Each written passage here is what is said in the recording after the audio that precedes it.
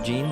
We went to Kamikaze, or formerly Stan Lee's Kamikaze, or now LA's Comic Convention. And it was raining, oddly enough, in LA, but we made the most of it. I went there with Josh and Alburn, and we got to meet one of the artists in Artist Alley, William O'Neill, called the Gentleman Nerd. He was very pleasant to talk to, and he was just a nice guy. Yes, a very dapper fellow. He does a lot of fan art. He did some Doctor Who fan art, which we will post on the website. And you can find him on Twitter at GentlemanNerd42 and at DeviantArt, www.gentlemannerd.deviantart.com. Yeah, I picked up David Tennant, 10th Doctor piece, and also a Harrison Ford as Han Solo and Indiana Jones piece for Kelsey, since she is a fan of Mr. Ford. What do you think of the art, Kelsey?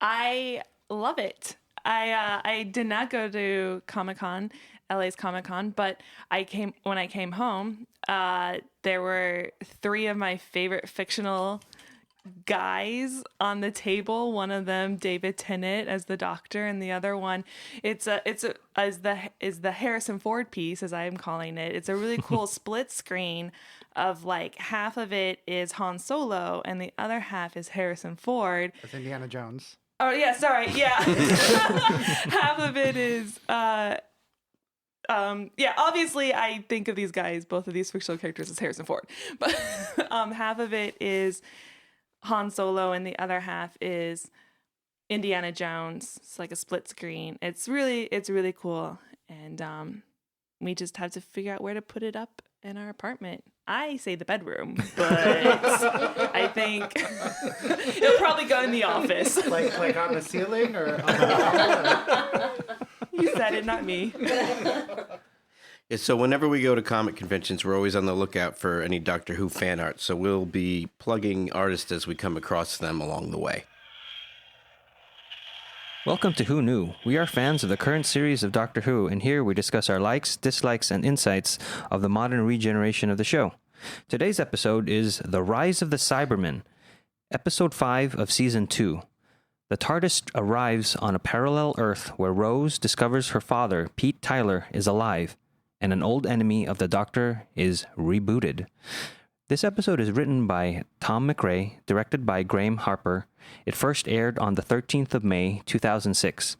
The viewership peaked at 9.65 million viewers in the overnight ratings. Let's introduce ourselves. Hi, this is Brian. Hello, this is Frank. Hi, this is Alburn. Arlene. Hi, this is Kelsey. And this is Eugene. In a laboratory, aboard a blimp, world-renowned inventor and owner of Cybus Industries, John Lumick, watches as Dr. Kendrick activates a creature they have created by encasing a human brain into a robotic body. Knowing that his work would be shut down if anyone found out about the creature, Mr. Lumick orders it to kill Kendrick. Ooh. Another scientist, like like Boomtown? Yeah, just like I just feel like there's this recurrence of like scientists who are like duped into like, helping these evil men fulfill their evil plot, but then they somehow always feel like at the end they can like steer it, and then they always get killed. So it's just kind of like, funny. It's almost a classic horror movie, opening type of thing, the mad scientist. And a lot of these episodes don't start with the Doctor or the companion. It's always a setup of something that you're going to know that they're going to enter into. It's like, is that standard? It's happened on the classic. It's a formula. Yeah. I do remember watching classic episodes, and you're watching the first part of the serial going, get to the Doctor. But I think there are some that did open up with the Doctor's storyline. At least this was short and Yes. wasn't as long as the classic. Yeah, It was very like quick. It. I like the beginning not being the Doctor and the companion. I think it's fun. It sets up the world. Yeah. I really like this opening. I don't know if you've seen Sunshine. Mm-hmm. Yes. The Cybermen reminded me so much of the third act creature in Sunshine, where it's out of focus. we don't see it. Yeah, it's just in the background there, and it's bright. Mm-hmm. Yeah, I really like that about the opening. Yeah, and when Auburn and I were watching this together, Auburn and I are married for viewers who are new. Listeners. Auburn and I were watching this together, and I was like trying to place it, because it is a different opening. We're not with a doctor, we're not with Rose. So I'm like trying to place it. I'm like, ooh, Geneva's approval. Oh, it's like the Geneva. Are we in like World War II? Like, what's going on? And I like rewound. And I'm like, bioconvention, Geneva's approval, ratify this. Is what the scientist is trying to tell the guy in the wheelchair, Lumic. Yeah, but as we discover, like, we can't place this because there's a reason why, and I won't say anything more. And the camera angles are very close in on everybody. You don't even see the room. I don't think that you see the room that they're in. And then the Cyberman just has the sun behind him. Yeah, maybe you don't know Lumic is in a wheelchair at this point. Yeah, I'm not sure. You might. Yeah. I think it does look like a wheelchair, but you have no idea what a Cyberman is because you can't really tell what it is at all. Yeah, not yet. And Lumic has that old saying of it's better to beg forgiveness rather than ask permission attitude. It's like, well, do we have the rights? Oh, I have my own rights. We'll work on that later on if they have a problem with it. Yeah. Our three travelers are relaxing in the Tardis when suddenly it careens out of control and crashes, powerless. They step outside and discover they have landed in London. It's the same year as when they left, but now Zeppelins fill the sky. They realize they are on a parallel Earth, and Rose stops in her tracks when she sees her father on a poster for an energy drink. She is excited, but the doctor grabs her and tells her that her father is dead. This Pete is not her father. She cannot see him, ever. Well, before this, I feel so bad for Mickey. I know. When he's holding the button 30 minutes. for 30 minutes, and he's like, well, how long have you been holding the button? He's like 30 minutes. 30 minutes. When can I have let it go? Oh, 10 minutes, 29 minutes ago? Yeah, it's really, I mean, taken on its own, it would be kind of funny, but we're doing this in order and seeing it as it progresses. It's sad. Yeah. Especially since the doctor had asked him to come along against Rose's wishes. Yeah. It's like, why did you ask him to come along if you're not even going to pay attention to him? And they're chatting like, he's not even there. like a newlywed couple, and laughing about it. And, oh yeah, Mickey's here. It's just sad. And it just kind of shows how Mickey is treated all condensed in like one little scene. And it's just kind of makes you realize, if you never noticed before, that they really don't care. Yeah, he's the third wheel. Well, this two-parter should have been called Mickey Grows Up. Yeah. You get that because he's the one, he gets the parallel world pretty quickly before Rose, I think, gets what's going on. So I just want to go on record by saying I've always been a fan of Mickey, even from the episode Rose. Pilot. Like I've always liked Mickey. So I just want to go on record by saying that. So if there's any other Mickey fans out there. I mean, I like Mickey too. I like Noel Clarke's acting, the way they shot that angle from below, that you can see the finger on the button, and yet you can see him acting. I thought that was great. He has very good reactions. Yes. He says a lot when he doesn't say something, because you can tell he's torn up inside by the way things are happening. And it's like, it's not that he doesn't dislike them. He likes them. He wants them to like him more. So, and I think the actor does convey that well. Oh, Mickey, he's so fine. He's so fine. He blows my mind. So he's the reason the TARDIS. No.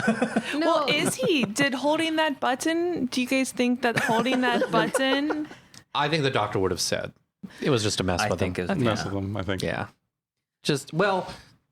Maybe the button didn't need to be pushed, but you just pushed it like a regular button, and then they started chatting about like an elevator door. Just push the ball. You don't hold it down. Yeah. So who knows? But they're just. Yeah. And then an accident happens. So we don't know why the TARDIS. Yeah, it's interesting because sometimes I get a feel that even the doctor doesn't know what every button in the TARDIS does. Agreed. Absolutely. So maybe he shouldn't be having Mickey just push this button. Is like, this probably doesn't do anything. What, Mickey? Why don't you hold that for a while? That's not very safe. Or let's find out what it does. Yeah.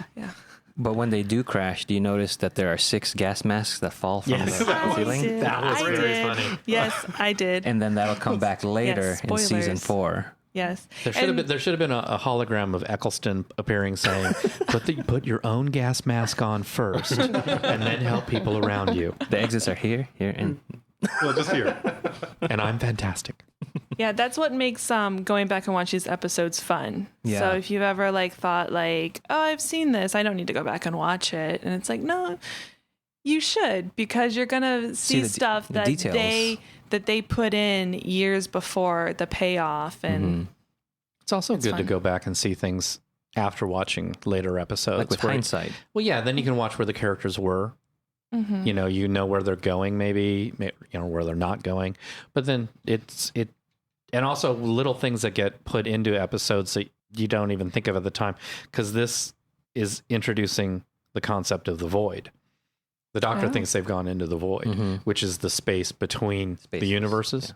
Yeah, the space between spaces. oh, okay, yeah, I know. What It's that just comes in. it's just a throwaway thing, and then Totally you've got Mickey goes, and it looks like London. We're in London.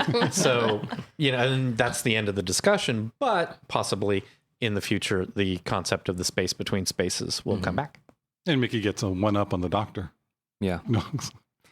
And this is jumping the timeline a little bit, but I was hoping to see the chameleon arch drop down as well. Yes. With the gas masks. But that would be jumping. That's Yeah. jumping. And one little thing, when they're looking at we're geeks. That just went right over my head. Yeah, I don't know. The Mine chameleon too. arch. I'm like, I don't know have what no that is. idea what you're talking about. It's a third season. Chameleon. It's still- We'll talk about it later. Okay. Still, I don't pay that much attention to the episodes.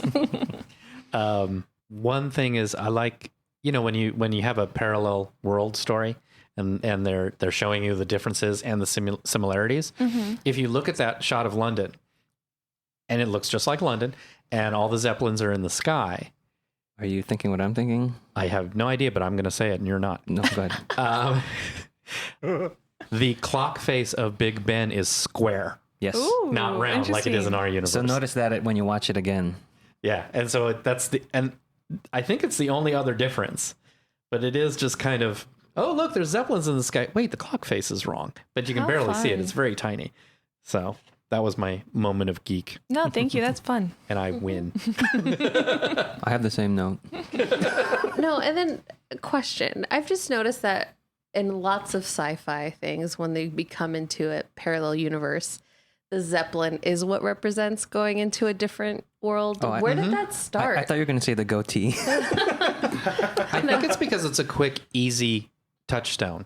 Because it was something from the past that's not around anymore. But yet, Everybody knows what a Zeppelin is. They're not that common, but everybody knows what they look like. You can throw them in real quick. Okay. Know. They're probably also very easy to animate, and they're slow, so you can have them up and visually in the sky for a while. Okay. So it's just something that someone back in the day decided would be great, and then people loved it, I guess. they just parallel universe Zeppelin. And goatees. Goatees. And goatees, yes, goatees. Okay. We're not in an evil universe. No one has a goatee. What do you think yet. of? Because it instantly reminded me of Fringe, I was thinking Fringe, Yeah. and then like they do a bunch of other. I just can't remember at the moment. But like they, Sky Captain. Sky Yeah, Captain. Hello there we Tomorrow go. did Zeppelins. Well, I mean, also Batman the Animated Series did that Oh, too, yeah. but it's not, it's like a hyper-real universe, Yeah. not a parallel universe It's also kind of a sign of steampunk too, isn't it? Where it's an old thing that's, method of flying that we don't use anymore. but yet it progressed in this universe. Yeah. But if the Hindenburg didn't happen, would we have progressed more along the Zeppelin line? Mm-hmm. And I think that's why they use it for the parallel world, Here, saying in like, sci-fi. in this world, Hindenburg didn't happen, therefore Zeppelins are still used as the main. and I guess, Thing of Timeline coming to transport. NBC this fall. or I guess it would still be like the whole conspiracy theory thing that the Zeppelin was not an accident, that someone made it happen. Mm-hmm. So there is one. Just let you guys know if you want to look it up. A very well-to-do Pete arrives home to his estate where his wife Jackie is preparing for her 39th birthday. She shows Pete the latest model of earpods that Mr. Lumick has sent as a birthday gift. Pete receives a call from Mr. Lumick and is told he needs to attend a meeting tonight with the President of Great Britain. Mr. Lumick then proceeds to remotely override Jackie's new earpods to access her brain and obtain the passwords and security arrangements for her party. Once it is complete, she goes on her way, unaware of the transmission. Mr. Lumick contacts his assistant, Mr. Crane, and informs him that plans are accelerating and he needs to recruit extra staff. Does Mr. Crane remind anybody else of Michael Caine? Oh, yeah, he's got that accent. Okay. Same sort of dialect. I can hear it now. Yeah. Mr. Crane. Michael Crane. Wow. So the 40th birthday, that was intentional by Davis because it was also the 40th anniversary of the Cybermen themselves. Ooh, nice. So he put that in there just as a little Easter egg. Man, did they have a not know lot that. of fun with this episode. Yeah. Yeah. Then it made me think, I'm like, Jackie was really young when she had Rose. Yes. And she looks old for 40. Yeah. I thought that too. I just didn't want to be mean. And No, she looks old for 40. Also, she's yelling at Pete saying it's my 39th birthday. But we also don't know how many 39 birthdays she's had in previous years. Could be more than just the year before. So even 40 was kind. yes. Do you like how with the Doctor and Rose, the Doctor is immediately very desperate with her not to meet Pete? I mean, that's going back to Father's Day. He doesn't want to repeat because A repeat? of Father's Day, and I think it's not just because that was so terrible, but also he has no Tardis. He has, if something goes wrong here, they don't have an out at all. But it's similar to Father's Day. He didn't have a TARDIS then. But he did until it got taken away. I mean, they had the key. They found the key, and the TARDIS was coming back, and then Right, it but I went just away, remember him first running up to the phone, Right. Phone box. But it is kind of like they've carried over the Doctor, so it's a different actor. David Tennant was not in Father's Day, but I do think that his emotional response to this shows that this is a same person. He lived through the same thing before, and he doesn't want Rose to do it again. I agree. And yet, But we wouldn't have a story. right?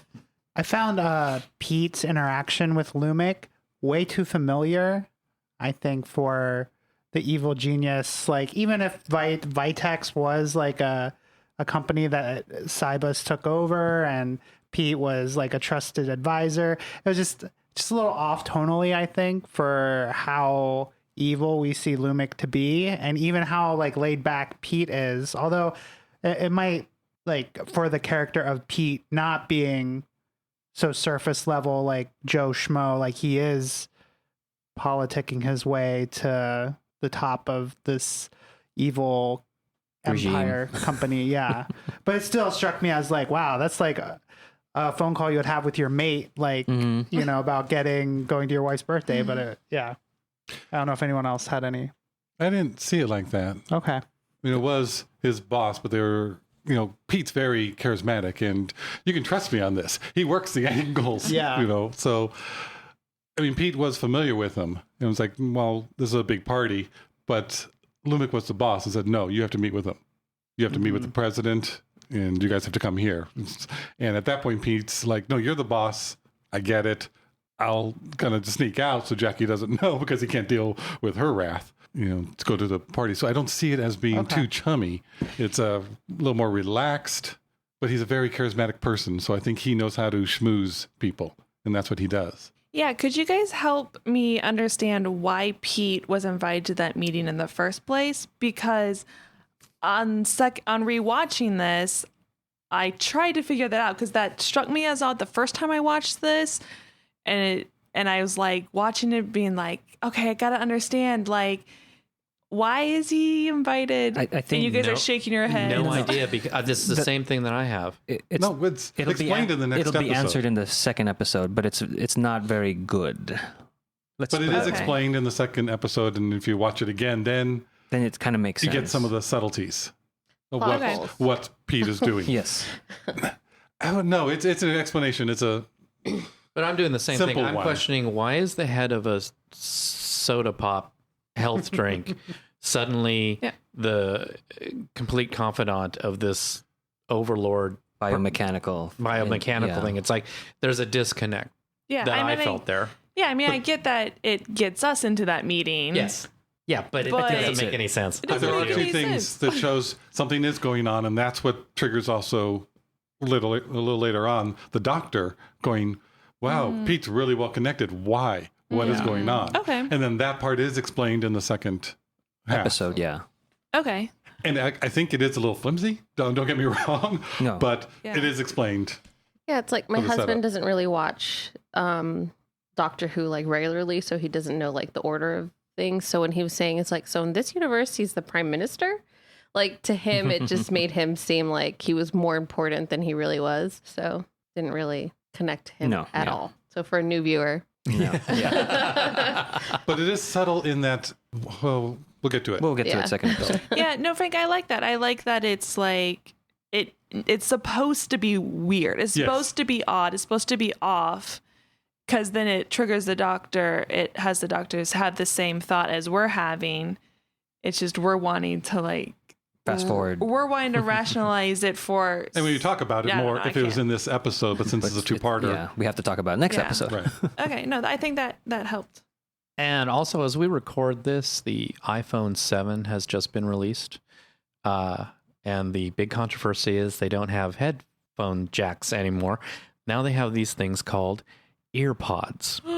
So watching this episode now, it's very much like well, look at our prophetic. future. We are so screwed. But do they have blue lights on them? No. No, actually, They might. They might. I Like think a some of them- Bluetooth. We're doomed. And then also, before we move on, this is when we first meet Jackie. And we see that, there's really kind of trouble in paradise, that they don't get along. They do kind of fight. And that we do meet their Rose, Yes. who is Rose the dog, who is this cute little terrier, but still their Rose is a dog. Oh, I just think that's hysterical. I also thought of the ear pods. Like if it actually would be something that would happen, it would be there would always be those radical people that didn't want to be watched that would not wear them. Mm-hmm. So Yeah. You have to be off the grid. off the grid. There are people like that now. Yeah. No, that's Yeah. what I'm saying. So if it was in this reality, it would Yeah. not really be everyone that's connected. Right. And the ear pods, could they be any more bigger? Like, is I that distracting know. to anybody else? Yes, they're very I distracting. hate the ear pods. I hate the design. Like, what would that be? Would that be costume design or would it be props? Props, maybe? Yeah, the prop design. I don't know. It is so distracting for me. And I then- can't.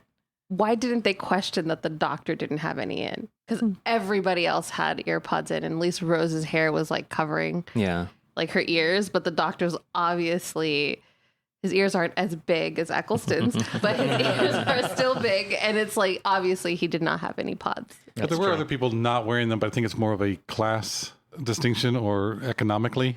Okay, so I don't know, because Because even no one mentioned it also when Mickey was walking around. But Camille, Yeah, that's true. she plays Jackie. She says that she couldn't hear a thing when she had those in her ears. So they weren't that great. oh, yeah, Great they for were, anybody. No. yeah, they were just ugly. didn't even the homeless people have them in? Yeah, Maybe- maybe not the Oh, homeless did people. they? No, but I don't think they did. not when they first went. Well, Into the yeah, we'll get Okay. there. they have them later on. Mickey and the doctor go back into the TARDIS as Rose sits on a nearby bench. The doctor explains that the TARDIS draws its power from the universe, but cannot get power here since they are now in a different one. With the Time Lords gone, travel between the universes should not have been possible. The doctor notices a little green, not blue, light Oh, near the bottom of the console. The TARDIS does have some power. One small crystal has energy from our universe, but it needs more to grow enough to power the TARDIS. The doctor breathes on it, giving 10 years of his life to the crystal. It will take about 24 hours to have enough charge to take them home. I thought the moment of the doctor breathing life into the, what'd you say? The crystal? The The crystal. crystal. And then his reaction to it. Speaking of like tying in his performance with the previous doctor, I thought that was I thought I was watching Eccleston. I was like, just the smile and the ear to ear grin. I was like, I could see that. Oh, it's the old doctor. Yeah. I thought that was neat. He gives 10 years of his life. Totally worth it. Yeah. and it reminded me of End of the World, where he gives breath to as a gift to the people on the platform. Jay. Oh. Air for my lungs. Air from my lungs. That reminded me of that. But there's a lot behind that smile, he's happy. I think he's happy because he has found a way home. I think he's also happy the TARDIS is not dead. I also think he's happy because this is a unique experience. He hasn't had this before. I think it's all three of those things all tied into the one gigantic smile, and it was totally worth it. The TARDIS is not just a machine, because it's not just powerless. It's dead. And that is a shocker. Yeah. So now he's happy again because the TARDIS will be saved. But back to that crystal, it's like it echoes what Davis is trying to say. Like one small thing can affect greater things. And so this ordinary crystal can have this big impact in a bigger universe. So I like that symbolism in that little moment. I just thought it was a cheap trick to power up the TARDIS. Either or, it works both ways. I like your idea, but it is just a very convenient. Oh, For wait, sure. We do have a little. But if you think about it in hindsight, I also liked in this scene, I only noticed it the second time, but Mickey is like parroting. He's echoing, yeah. The doctor's gestures and how he's standing. Like the doctor crosses his arms and Mickey sees that and crosses his arms and sits next to him. So it's like a respect from Mickey, I think, like trying to emulate the doctor, but also... this is probably the first time that he's had without Rose, just him and the doctor. So he's trying to like chum it up. Yeah. With the I never doctor thought and of make that. a I love that. connection. Thank you. Yeah. they mentioned that on the commentary, so that's cool. You picked that up without having the commentary available to you. That's right. I did not. 1 point for Albert.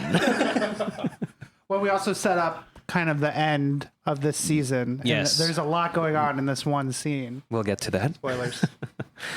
Mr. Crane takes a large truck to a homeless camp and tells the people there that he has food inside the trucks for them. Jake, a resistance fighter who is there to film the abductions, jumps out from hiding and tells a homeless man not to go into the truck. He says that these people are responsible for the sudden rise in the amount of missing persons. The man is so hungry that he enters the truck anyway. Once inside, he screams and tries to leave, but they close the doors on him. Sorry for the giggle. It's just, in case our listeners don't know, we are based kind of in the Los Angeles area. So I think most of us have had at least some Experience, interaction. and interactions with the homeless. And this is, a very, very cartoonish look at Simplistic. Yes, at what a homeless encampment and what people that haven't necessarily had a meal, a good meal, act like. So that's why I giggled. So you're saying like unrealistic for your experience? I think so. Like It is a parallel world, so maybe. yes, it might be, and it serves the story very well. And it's a trope that Doctor Who is not the only show that Does this. that plays the homeless in this light. As a non-skeptical human being, that will question everything that happens when you come up to you. Right. If you're just like, free food, come on into my like, truck. why? Like, oh, let's all go. Like, yeah, I don't think that would happen as simply as it did. in And this Jake scene. wasn't doing a very good job hiding. Yeah, this seemed to me it would parallel more to like concentration camps, World War II, where they said, "Oh, come over here. This is where we're going to feed you. If you get on the train, you're going to get a meal. You're going to get a shower, and you're going to have a new place to live," kind of thing. But nope. No, it's not that. So, And, not homeless. The fire barrel was even Like a had truck. the Cybus logo, Yeah. so they could have a very different relationship with Cybus Industries, and this might have been. Does the Cybus logo remind you of anything? It should. Now. It reminds me of something now, not before. It looks like the sidewards Uber Yeah. logo. Yeah. And now when I'm driving around and I see an Uber sticker on a car, I'm like, Cybus.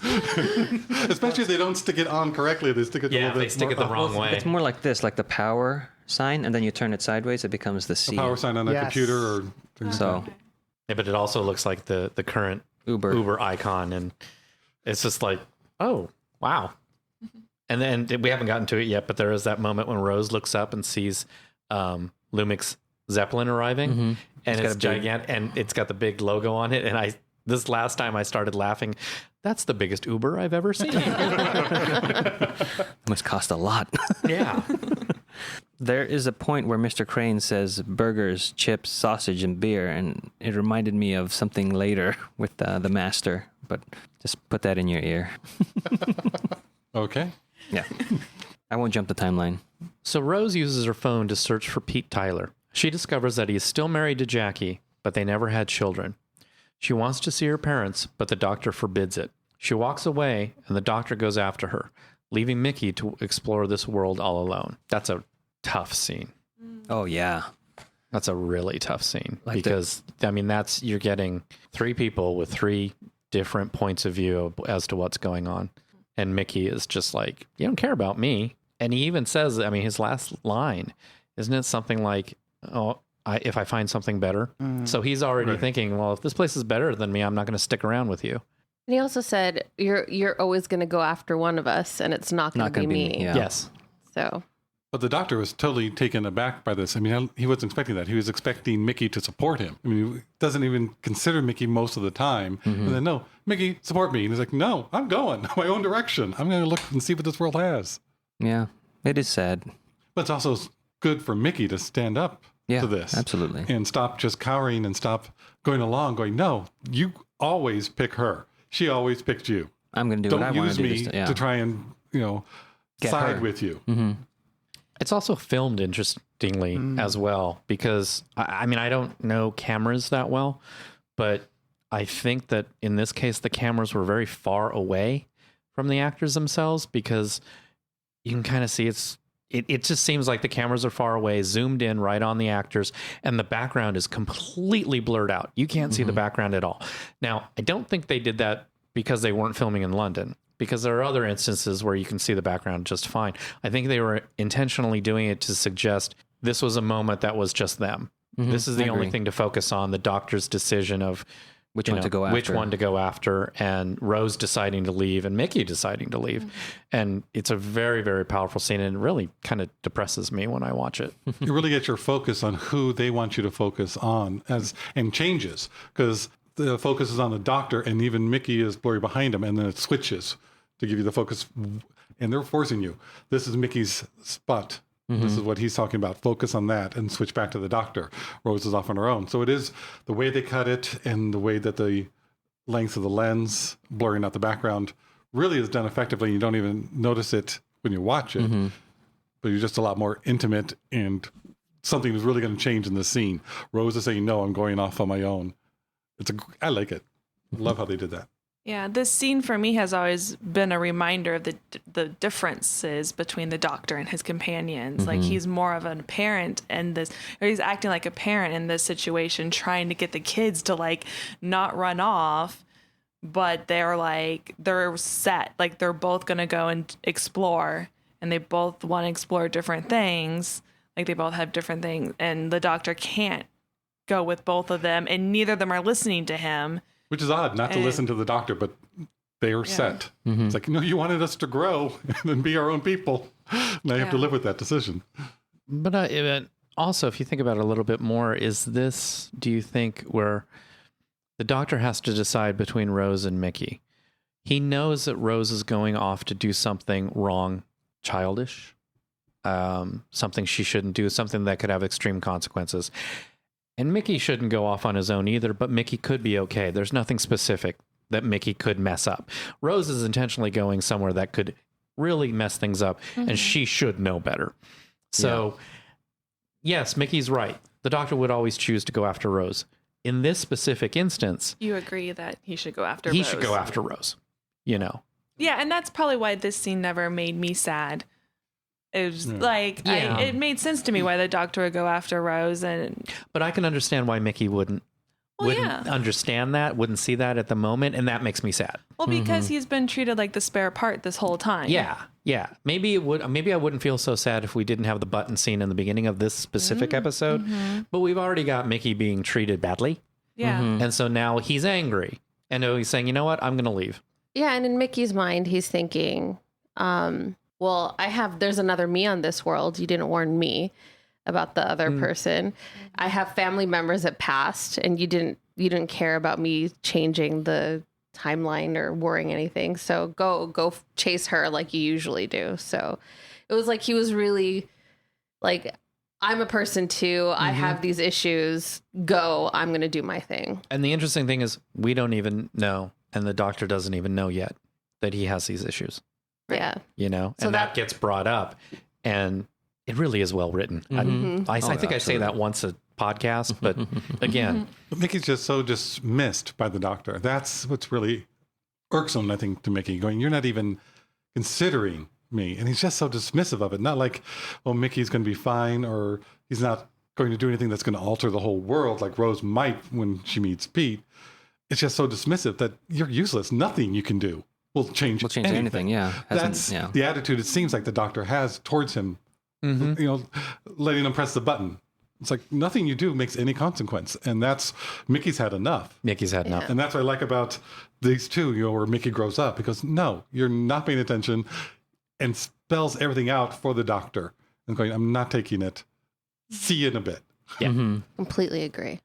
He's not just the tin dog. No, not anymore.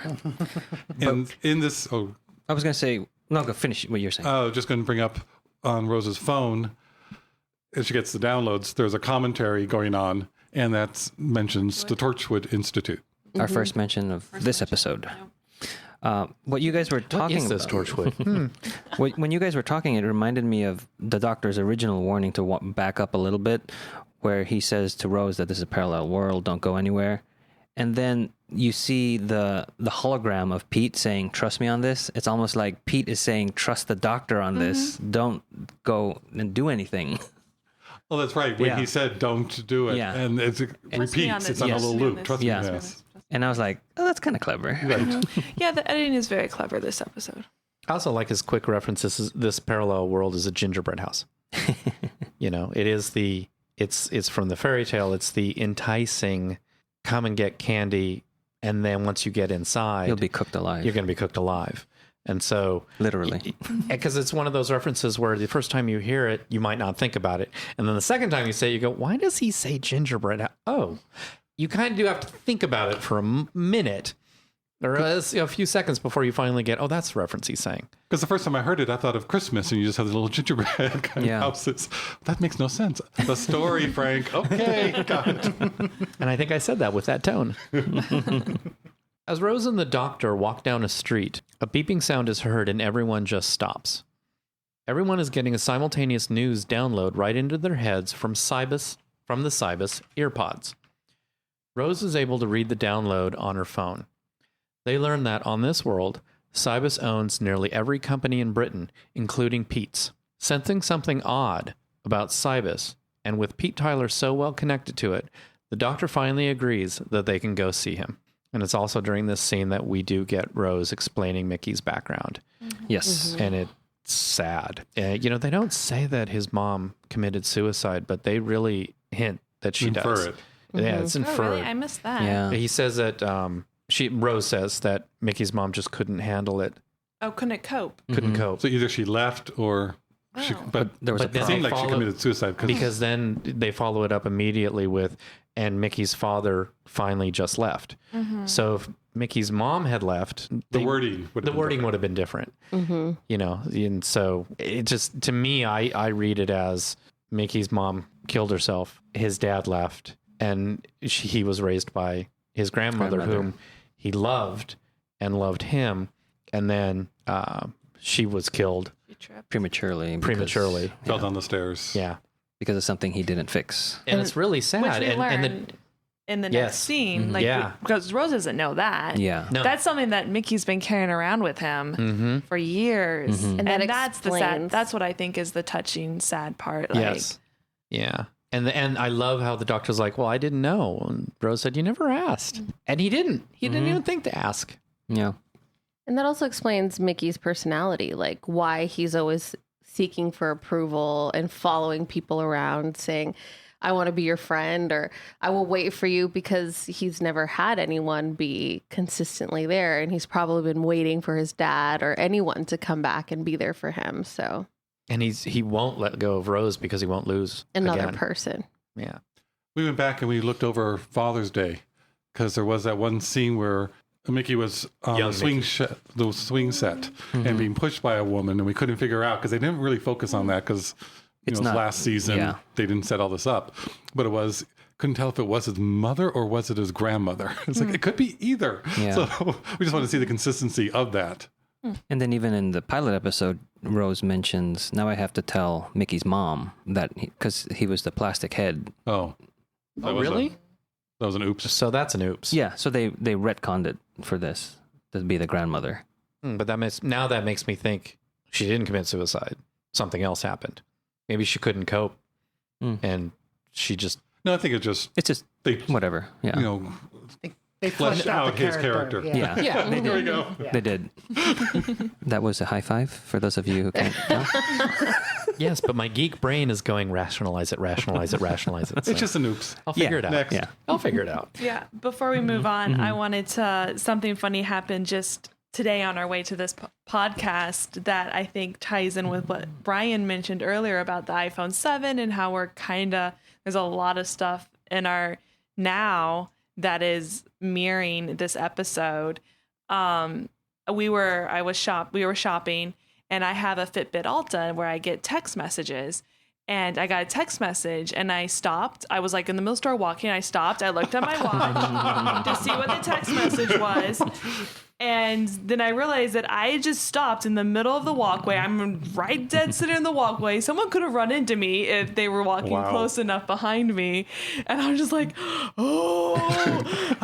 like, this thing on my wrist controls me. And then you got a joke. This was 10 years ago. And then you got a joke text. And then I went, No, then you got a text that says, "You will laugh now." Well, the other thing was what really makes the Doctor apparent here is that Rose gives him the big pouty face so that she can get her way. He's like, okay, fine. I'll do it. We'll go see your dad. And she's like, please, pouty face. I didn't Big read it that eyes. way. You didn't see it as pouty face? Like she like reaches over, grabs his arms, looks big eyes, and like I didn't see it that way. I saw it more as, see, there's a reason we can go see him now. It's more of, there's something weird going on. or You like, get it. see, I was right. Like, as a child that tried to get away with a lot of things from their father, that's exactly the face I would do. Even if I thought I was right, it's like, please. Outside the Cybus Industries airship, Pete greets the President of Great Britain and both enter to meet Mr. Lumic, who proposes the ultimate upgrade to preserve the human brain inside a metal body. The President refuses and says no one will allow Lumic to proceed with his obscene plan. He and Pete leave the ship. Mr. Lumic contacts Mr. Crane and tells him to proceed with the upgrade. Mr. Crane orders the recently gathered homeless into a room where they are upgraded to the tune of The Lion Sleeps Tonight. Because it's a jungle out there. A concrete jungle. In this one, the president is talking to Pete before they go on the Zeppelin and saying, you're not an ordinary guy like you're pretending to be. So that goes back to that's our other clue. something else is going on with Pete. Yeah. He did. The plot thickens. Does the British president, is his accent British? Sounds South American. Yeah, To me, I couldn't maybe. place it. Oh, accents are all over the place in this episode. I mean, I was going to say, not only are we earlier introduced to Jake, we're introduced to Jake's accent. That is a thick. Is it thick- American? No, No. Oh, what I is looked it up because where is he from? Australian? No, he's North England. The northeast of England is where that actor is from. So if he's Okay. talking in his normal voice, That's a where. northeast. So maybe they were like, well, this is a parallel world, so you don't have to put on a British accent or No, I mean, that is a British or accent. London. Oh, that is. Yeah, it's just not a London accent. Maybe it's just more as like London is a cosmopolitan city, so there's going to be transplants from all over. Yeah, you hear tons of accents in London itself. And like Mrs. Have we met Mrs. Moore? Not yet. Oh, but Mrs. Moore, she's very Welsh. That's a very Welsh accent. I looked that one up So it's too, not just a to bad confirm. thing. So it's not a bad thing that the accents are all over the No, place. not a bad thing at Oh, all. okay. But from an American ear, it's like, what? All right, turn the subtitles on for a minute until I can get used to it. And here we learn also, or clarify, that John Lumic is dying. He's not just in a wheelchair. He's not just sick. Yeah, he he has- is dying. He has the And- Darth Vader gas mask and all of that stuff. And the president does say, he's sorry. This isn't the way to do it. Yeah. And even later on, it's mentioned that what he started off doing was good, with good intentions. And we all know Where good the intentions road goes with good intentions. So it just goes too far, too crazy.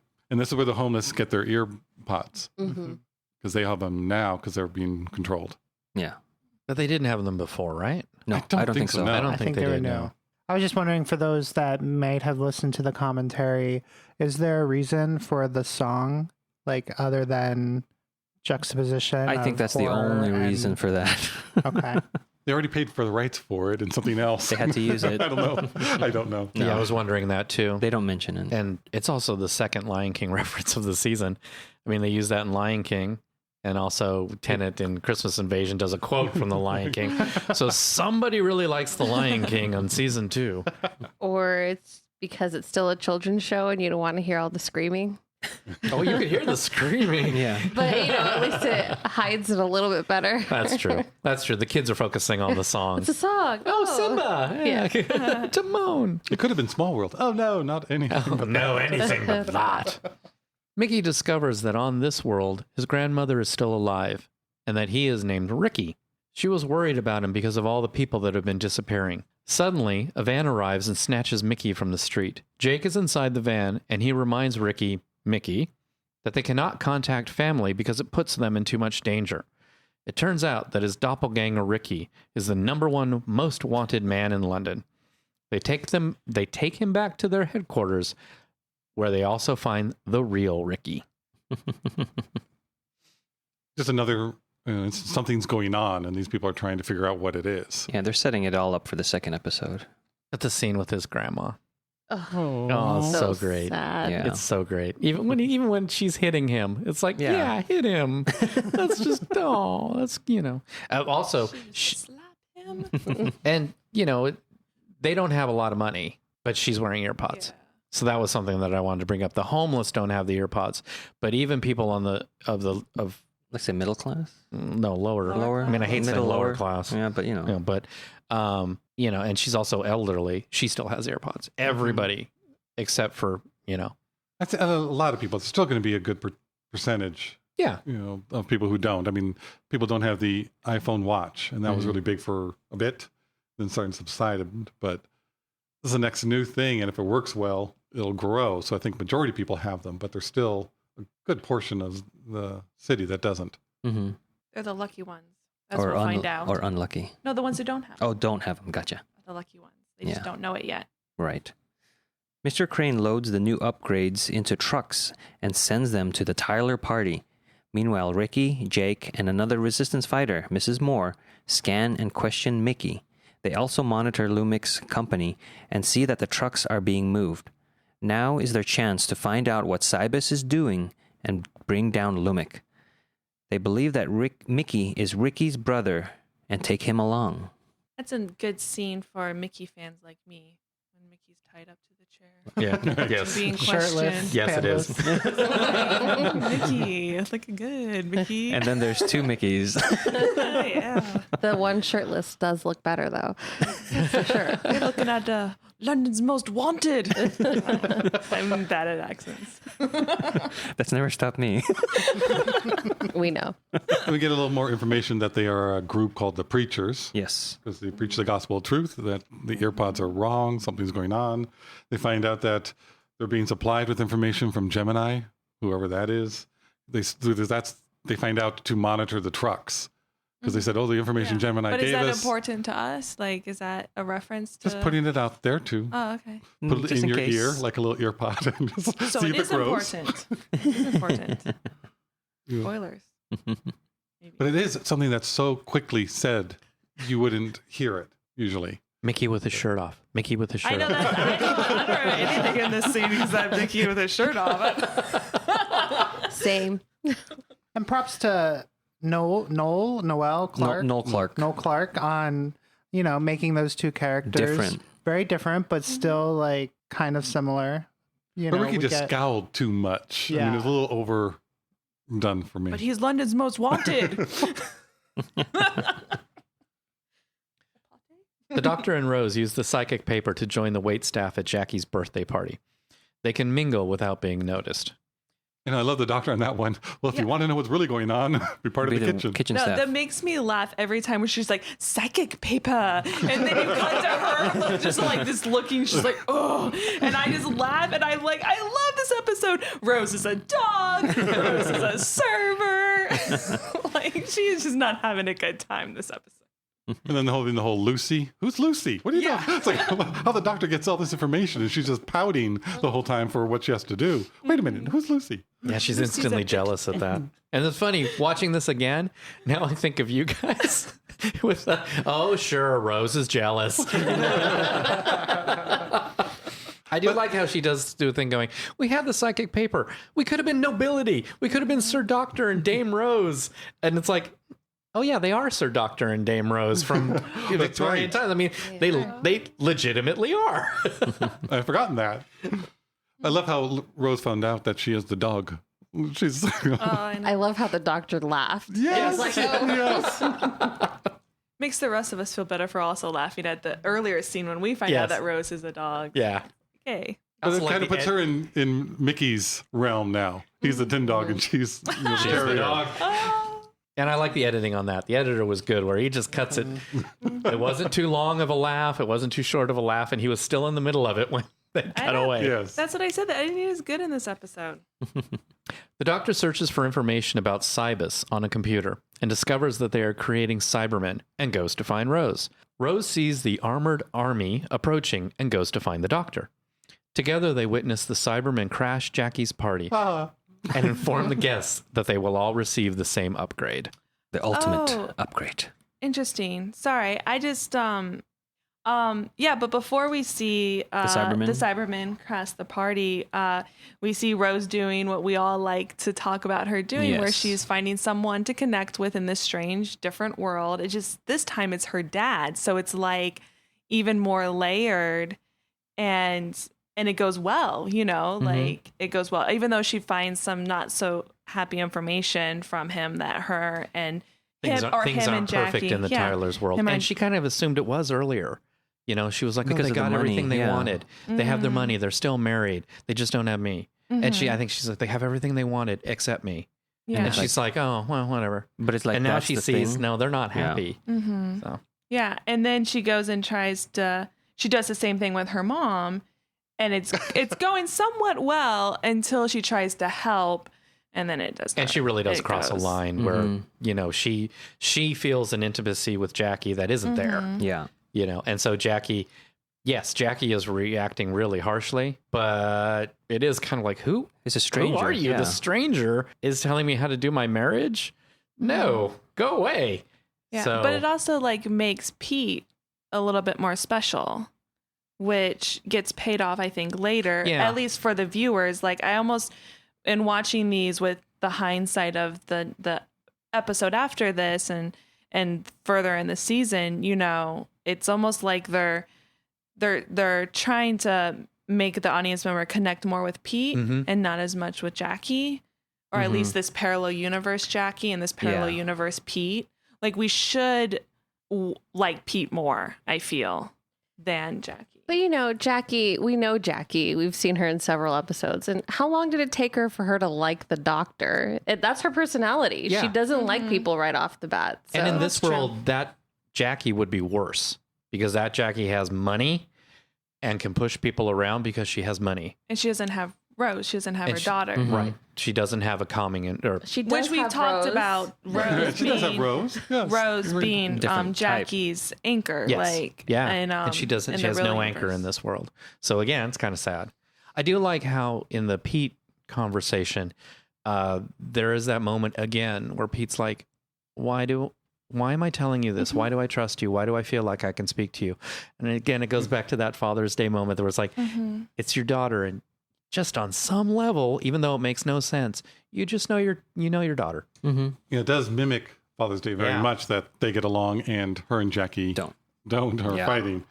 But this time it switches as to who initiates, is going to be saved. Trying to save Pete. Right. And this is also the moment during that conversation with Pete where we get our second Torchwood reference of this episode, because there's a member at this party who is a member of Torchwood, which is that's an interesting bit of information about Torchwood. This is a party with high level people. I mean, the president is at this party. These are all well-to-do, rich, powerful, influential people, and a member of Torchwood is there. So Torchwood has to be powerful and influential in its own way. And in case you missed it, it's right after Pete and Rose are talking when it's getting too serious for him. And it's like it's right to talk to Rose. Yeah. And then he goes and sees Stevie, how is Torchwood doing? Kind of thing. And he does to get him out of the conversation with at Rose. Torchwood, he says. The president yells at Lumic that he had no authorization to do this, meaning upgrade the people. A Cyberman says that the upgrade is mandatory, and the president asks what would happen if they refuse. The Cyberman says that they will be deleted and electrocutes the president. Everyone panics while Rose and the doctor escape through a window, followed closely by Pete. They run into Ricky, Jake, and Mickey, and are quickly surrounded by Cybermen. The doctor says they surrender, but the Cyberman says they are inferior and will be deleted.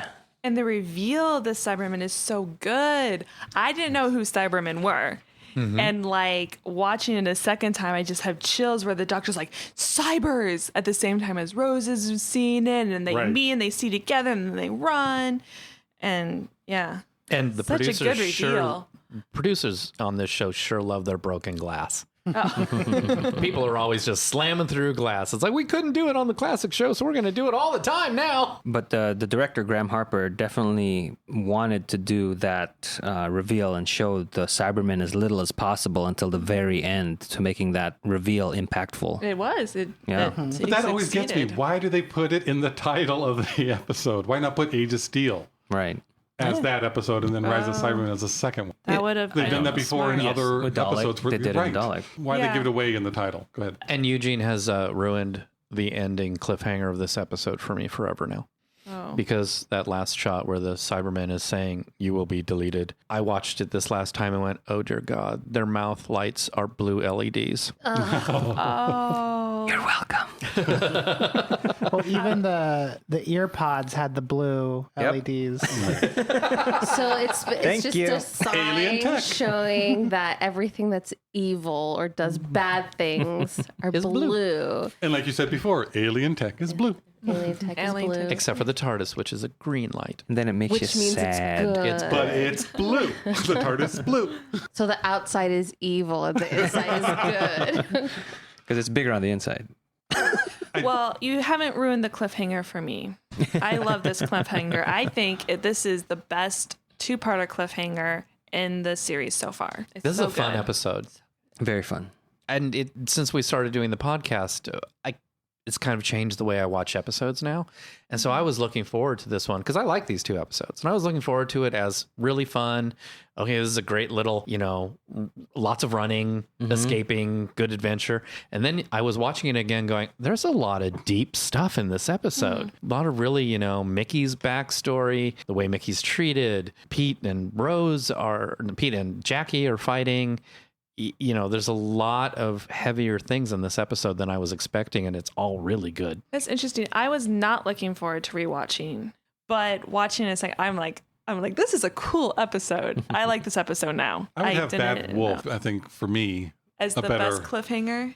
up to this point. Because it's a little more, to me, optimistic. Where this one's, yes, they're caught. There's no way out. How are they going to get out of it? The other one is they're caught, and he's telling them, I'm going to win, and I'm coming for you. And they're scared of that. And so See, I that think got me more optimistic. What's going to happen? How is he going to do it? Yeah, I think the back and forth, you will be deleted, but we surrender. You will be deleted. This is a surrender. Like, that makes for a better cliffhanger for me. Oh, I love it. Don't get Yeah. me wrong. I think I love them both, but So this is the first time I saw a Cyberman, but and I thought, wow, this is a Dalek, but much scarier because it's humanoid. Yes. But then, what did it look like before in the previous season? Much worse. What did did they always look like this? Is this like, The I know basic- exactly who The it basic is? designs the are there. basic shape, the Yeah. basic design, badly done in the first book. This is Really this is badly really done. the cheaply upgrade. done, I should This say, is not badly. So like they really went all out because the first appearance of a Cyberman was with the first Doctor in the 10th Planet.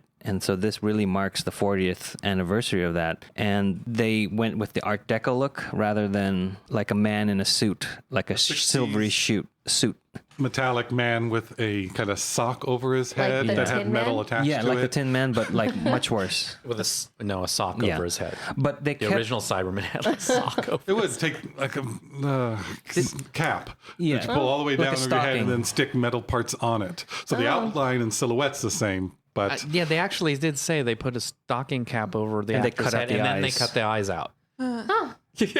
So we have So here not as good. we have here a toy of a Cyberman that's from the show we're watching, and I'll point out the things that they kept, like the eye holes and the blank like stare. They kept that, and then the handle on the head to the The ears. headphones. Yeah, they kept that, the earpods, if you will, and then the handles on the limbs. They kept that too, but then they added this Art Deco look to it, and I think it's really an upgrade. I don't know. It shows that Plus, they they're put the fans Cybus logo right on the chest of the Cyberman, so that each Yeah. Cyberman now is a big C to on their indicate, chest. yeah. Where before it was just a panel, pretty much, of just extra computer parts. It was weird. I mean, every time you saw a Cyberman in the classic show, they did get better. They kept looking. Yeah. They kept getting upgraded, but then this one to Yeah. me is the ultimate upgrade. But it is one of those you really kind of look at it and go, And it is true that the Daleks and the Cybermen have kind of the same literary origin, sort of, yeah.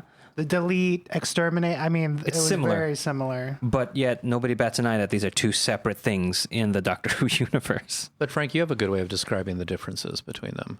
they're similar, two sides of one coin, where the Daleks want to exterminate anything that's not them. They're pure. And the Cybermen want to include everyone to be better and upgrade. And you're part of us, and then to gather everyone. That's still the same to me. 'cause It- the no, that's what Daleks, it's the same coin. Need more people to be more Daleks. So It's like you're either this religion or you're really. that religion. The Daleks didn't want to get anybody. They wanted their race, the Kalids, to just be the only ones living and for them to go on.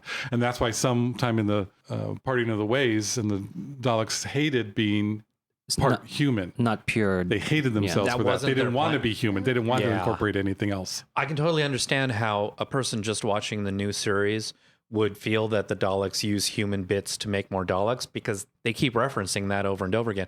It's very un-Dalek from a classic Dalek point of view. The Daleks hate anything that's not Dalek. okay, it makes sense, and that's why when they opened up in that episode Dalek, it's like this weird blobby thing and not a human inside right. there. Yeah, And there this never was is- anything human inside that Dalek. And this is obviously human. Yeah. But not human. Right. Just a human brain. Also humanoid, whatever. And also, I think that they didn't say it at the time, obviously, because they probably didn't want to get sued. But I think they finally did admit it, that the Borg on Star Trek: The Next Generation definitely were Inspiration. they were inspired by the Cybermen. So it was because the Borg are basically the same thing as the Cybermen. So going back to the best cliffhanger ever, the best Cybermen cliffhanger is when Riker tells Worf to fire. There it is, Again, people. over my head. Still Trek haven't reference. watched not even one episode. Can we get through one of our shows without a Star Trek reference? Never. I did like that they tied in Lumic talking to the president on the Zeppelin and showing him the pitch in the Yes. commercial. And that's what the doctor found on the computer in Pete's, so you already understood what was going on. You can make the connection really quickly. And he immediately, he says Cybus. Oh, he says Cybus? I think it goes Cybers. He says, because we watched it with the subtitles, because it is a little bit, but he says Cybus, going, the name of, it's right there in the name of the company, Cybus, Cybermen. So he just says Cybus. And then he it all runs clicks out in of his the head, office? and then he runs out. Oh, I thought he goes Cybers and then runs out. It sounds like it, yeah. Okay. I don't know if they got the closed caption right. I mean, that always makes some mistakes. So I think it could have been Cybers. Yeah, it could be. I don't think that's a big point, but it's No, just it could he be. gets it that Cybus is Cybermen. That's what's going on. I mean, I just say it because I like the fact that the doctor's like, it was under my nose the whole time and I didn't see it. Right. I have felt that way very recently watching a more recent Doctor Who. Under my nose the whole time. There's also, I didn't want to mention this when it came up in the summary, but when the Cyberman kills Kendrick, it's like a death grip. That's also carried over from the classic version, because they would like chop and grip you, but then now they have the special effects to make it look cool. So it's not just like a stage And play. that actor, how he just totally manipulated his face Yeah. to be like he's getting the electric shock. Right, That having was a good. stroke. He did Yeah. really well. Yes, he did. So Colin Spall played a role in the role of Lit in Revelation of the Daleks from the classic series, which was also directed by Graham Harper, the director of these episodes. So this is the first time we have a director from the classic directing an episode from the new version. So I think it's Mr. Crane. That's his name. That's who Colin Spall is, Mr. Crane. The one I said looks like Michael Caine. Yeah, or it sounds like, yeah. No, it looks like. I think He looks like too? him. Okay. So Well, that's cool. Graham Harper directed classic episodes? Yeah, Revelations of the Daleks and the Caves of Androzani. Wow. But Those are really famous episodes. And Cybermen is on Androzani. But Graham Harper directs a lot Yes, he does. going forward. Yeah. And then also the guy that plays Lumic and the Doctor have a connection. Roger Lloyd Pack and David Tennant previously worked together in Harry Potter and the Goblet of Fire. Barty Crouch, Senior and Junior. Junior, yes. So there's that. Little You're no son of mine. That's all I could think of when I was watching it, these though. two. That's all I could think about. I'm like, oh, the Minister of Magic is on this episode. Hello, Father. And Roger Lloyd Pack injured his leg, so that's why they had to write him in a wheelchair, Mr. Lumic. Really? I didn't know that. Who is this episode good for? We will start with Alburn and go this way. I think that this episode would be good for everybody. It was a really good episode. It gave us a good look at Mickey backstory, at Rose's relationship with the Doctor and with her family. Yeah, I like it. I'd say for everybody. Yay, everybody. I would put it in the second category. I don't think it's good for a new viewer because it doesn't quite have the bad person yet. You don't know what's going on until the very end of the episode and has a great cliffhanger. But if you're just introducing it, you kind of want to have more of a complete understanding of what's going on. I think there's too much backstory with Rose, Mickey, the whole relationship Rose has with Pete, and why that seems a little bit more important. You just find out that, oh, her father had passed away in the old one, but you don't have that same feeling about it. So I just think it's not the best one to show somebody brand new to it for myself. But most everybody, I think it's a really good episode, so I think most people would like it. Oh, casual. The second category, yeah, which is casual. And I would do it for, this one, it's kind of weird. During the podcast, I've kind of changed my mind. But no, I'm going to stick with it. I wouldn't show this to a new person. I would show this. I think this is a good episode for a casual person as well. So I agree with Frank. I do think that somebody who would be completely new to this might get confused by the relationships between the characters a little bit. But listening to you guys talk about it, I kind of thought, well, no, this could be good for a new person, but no, I'm going to stick with my guns. It's good for a casual viewer. If they're slightly familiar with Doctor Who, they'll enjoy this. I went into this episode, not the thing that we're doing, but watching it saying, this is just a Die Hard episode, because I had the memory of it being really scary and really dark. And I was like, this is going to be one of the Die Hard ones. But after watching it, being a fan of Doctor Who, I was like, I love this episode now.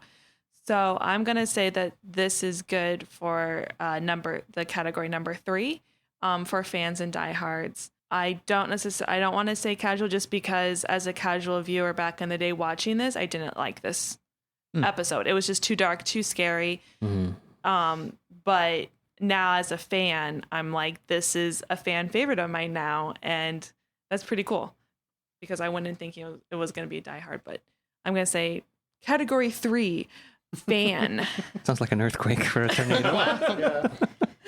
I agree with Kelsey. I think you have to be already a fan to really like this. It's a good episode, but you have to like sci-fi. You have to know Doctor Who, and you have to be familiar with the characters to really feel all the different emotions that this episode can offer.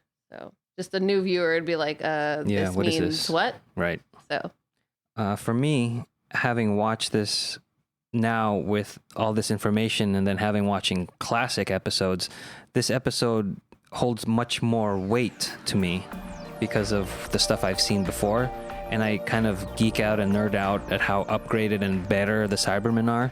And for me, I guess it falls in between a casual and a fan, but I'm leaning towards casual. That wraps up The Rise of the Cybermen. Join us for the conclusion episode, The Age of Steel, when the future becomes the present. Thank you for listening to this episode of Who Knew? Our wonderful theme music is by Michael Grady. You can find his work at theuniverseexplodes.com. You can find this show in several places. Follow us on Twitter at Who Knew Podcast. Subscribe, review, and listen to us on iTunes and Stitcher. Or our YouTube channel, youtube.com/Who Knew Podcast. All of our episodes are on whoknewpodcast.com. You can leave comments there or email us at whoknewpodcast@gmail.com. This podcast is inspired by Doctor Who. The longest running sci-fi show in history. And especially the revival spearheaded by Russell T. Davis. Thanks to Russell, Sydney Newman, Verity Lambert, Ron Greener, And all those involved in the adventures of our favorite Time Lord. Your work continues to inspire and entertain. Yeah, are we wrapping up? yes, we are. Do Mark not, that. We need to leave that in. do not put that in. That'll be after, as the music's fading out. It's just Okay.